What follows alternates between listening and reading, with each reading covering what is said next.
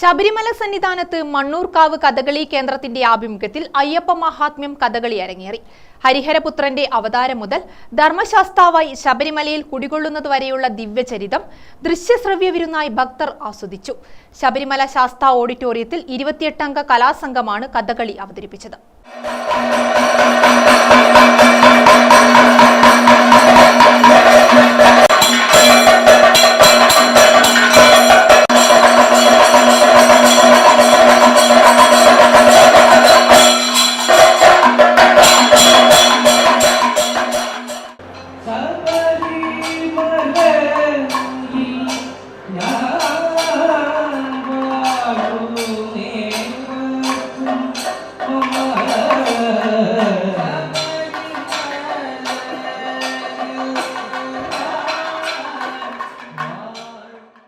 E.G. Janardhanan പോറ്റിയുടെ രചനയാണ് അയ്യപ്പ മഹാത്മ്യം. കഥകളി പ്രേമികളെ ഏറെ ആകർഷിച്ചത് 61 വയസ്സുകാരനായ കലാമണ്ഡലം ബാലകൃഷ്ണൻ മുതൽ 7 വയസ്സുകാരനായ അദ്വൈത് പ്രശാന്ത് വരെയുള്ള 3 തലമുറയിലെ കലാകാരന്മാരുടെ അർപ്പണമായിരുന്നു.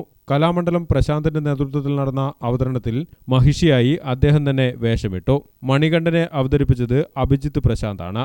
മധു വാരണാസി, കലാമണ്ഡലം നിതിൻ ബാലചന്ദ്രൻ, കലാമണ്ഡലം ആരോമൽ, അഭിഷേക് മണ്ണൂർക്കാവ് എന്നിവരും മറ്റ് പ്രധാന വേഷങ്ങളിലെത്തി. മാതാവിന്റെ രോഗശമനത്തിനായി പുലിപ്പാൽ തേടി കാട്ടിലെത്തുന്ന മണികണ്ഠൻ മഹിഷിയെ നിഗ്രഹിച്ച് പുലിവാഹനായി പന്തളം രാജസന്നിധിയിലെത്തുന്നതും ധർമ്മശാസ്താവായി ശബരിമലയിൽ ഭക്തർക്ക് ആശ്രയമായി കുടികൊള്ളുന്നതുമുൾപ്പെടെയുള്ള രംഗങ്ങൾ ഭക്തി നിർഭരമായി. കലാമണ്ഡലം ബൈജു, കലാനിലയം സഞ്ജയ്, കലാമണ്ഡലം കാർത്തിക് എന്നിവർ സംഗീതവും, കലാമണ്ഡലം ശ്രീഹരി, കലാനിലയം അഖിൽ എന്നിവർ ചെണ്ടയിലും, കലാമണ്ഡലം അജികൃഷ്ണൻ, കലാമണ്ഡലം അനന്തു ശങ്കർ, കലാമണ്ഡലം ദീപക് എന്നിവർ മദ്ദളത്തിലും അകമ്പടിയേകി. ചിങ്ങോലി പുരുഷോത്തമൻ, കലാനിലയം വിഷ്ണു എന്നിവർ പോരുവഴി വാസുദേവൻ പിള്ള, പത്മന അരുൺ, പത്മന അശോകൻ, മുകുന്ദപുരം വിനോജ് തുടങ്ങിയവർ അണിയറയിൽ പ്രവർത്തിച്ചു. ഗ്രാമിക ന്യൂസ്, കണ്ണൂർ.